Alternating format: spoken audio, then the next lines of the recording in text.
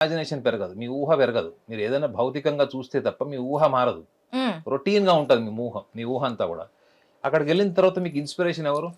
అయితే ఈ ఇప్పుడున్న అక్కడ ఉన్నటువంటి జనరేషన్ అక్కడే చూడండి. అక్కడ ఉన్నటువంటి ఇన్‌స్పిరేషన్ మీకు ఎవరు కూడా తెలియాలి. ఏంటంటే మీరు అక్కడికి వెళ్ళిన తర్వాత సాధువులు, మునులు, ఋషులు నాగ సాధువులైతే మీకు తెలుసు కదా మీకు. నగ్నంగా యాహ్! గూడా ఉంటారు.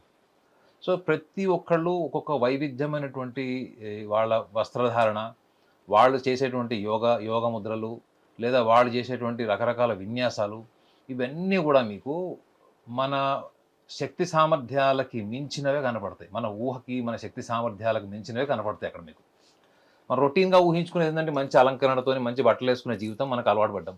అక్కడికెళ్లి చూస్తే నగ్న సాధువులు కనిపిస్తారు. యాహ్! వీళ్ళు బట్టలెందుకు ఏసుకోలేదు అంటే మీకు అక్కడి నుంచి ఊహ స్టార్ట్ అవుతది. అంటే వాళ్ళకి సోషల్ ఐడెంటిటీ ఇష్టం లేదు. They don't want to be identified by the world. They don't want to be appreciated by the world. They don't want people to say that he is good looking. మనం ఎంతవరకు మన skin బావుందా? మన జుట్టు బావుందా? మనం బట్టలేసుకునే బ్రాండ్ ఏంటి? ఇవి ఈ కోణంలోనే మనం ప్రపంచమంతా కూడా ఎదుగుతుంది. కానీ వాటికి అతీతంగా అసలు నాకు ఐడెంటిటీ వద్దు. ఈ ఐడెంటిటీ అంటే ఏంటి అసలు? ఈ ఫిజికల్ ఐడెంటిటీ అంటే ఏంటి అంటే అహంకారం.